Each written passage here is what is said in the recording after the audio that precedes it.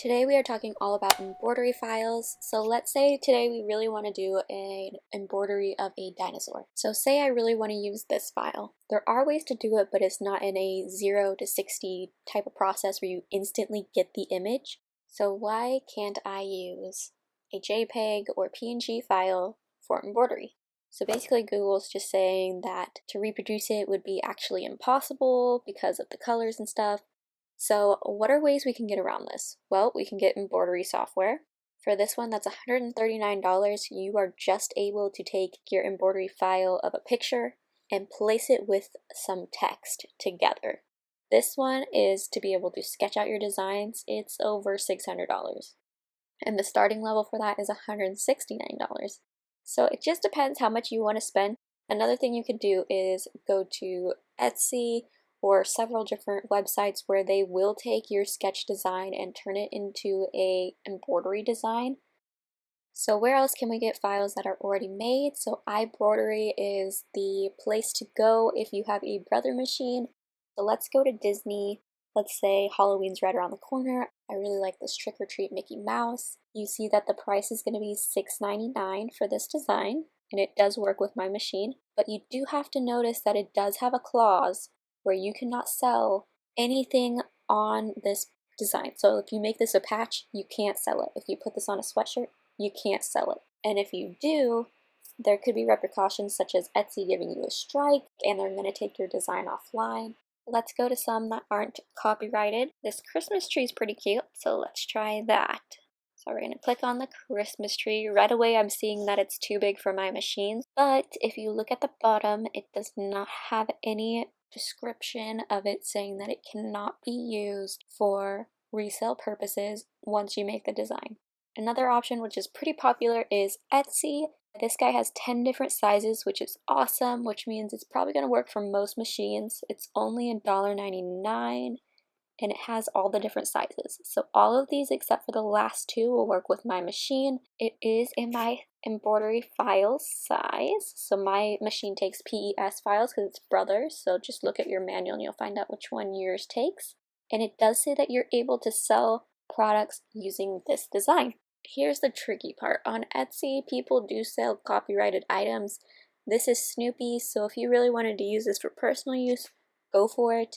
It does say that you can use this to sell, but I'm not sure how they got their copyright because they don't own Snoopy. So that's a little bit of a gray area. If you want to be risky, you definitely could, but I don't think it's worth it. So let's check out free embroidery files. My machine's the Disney embroidery machine, but it is not legal for me to sell anything with the Disney stuff on it. So let's look at these. This is a subscription. You sign up and save, so they want your email address. Their sign up is apparently free. So let's just look at the designs and see if we like any of them first. Blue Daisy is pretty cute, and it would fit my machine.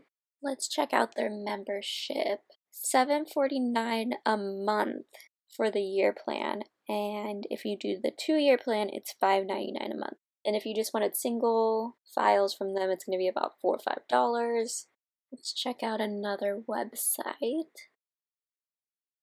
Ooh, a dinosaur. Okay, so this blue baby dinosaur looks pretty cute. I want to do this one, so let's see what we have to do to get him. Okay, it is a 3x3, so it'll work for my machine. Alright, so I'm going to click download. It's got all these different file formats. Mine's the Brother PES, so I'm going to click on that. And it's going to download it, and I just dragged it to my desktop onto the embroidery part. So I've got my flash drive here, and the port is going to be on this side. Tap our machine to turn it on. Remember that the little hand's going to start moving, and on the right hand side on the bottom, go ahead and click the little symbol, and that's for your USB. Select your file. I decided to change the colors for this design, so I'm using this bluish purple, white, and pink. And now I'm just going to hoop my material. So I've got my stabilizer. This one is cutaway stabilizer. My piece of cotton fabric, and I'm just pressing it into my hoop.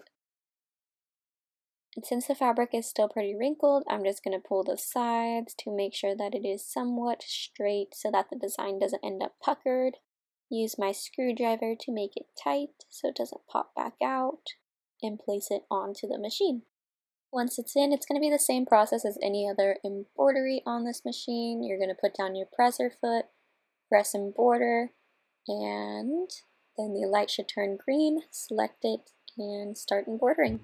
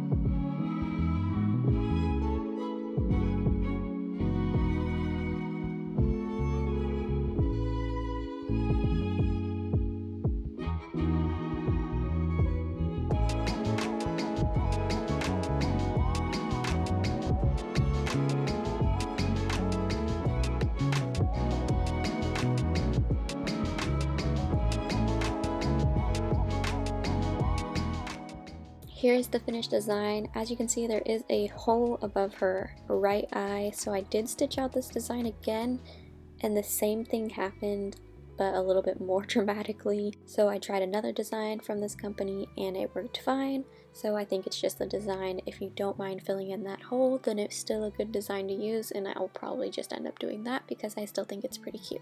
I hope you guys enjoyed this video and found it helpful. Go ahead and like this video if you did, subscribe for more content, and leave me a comment down below. I'll see you in the next one. Bye.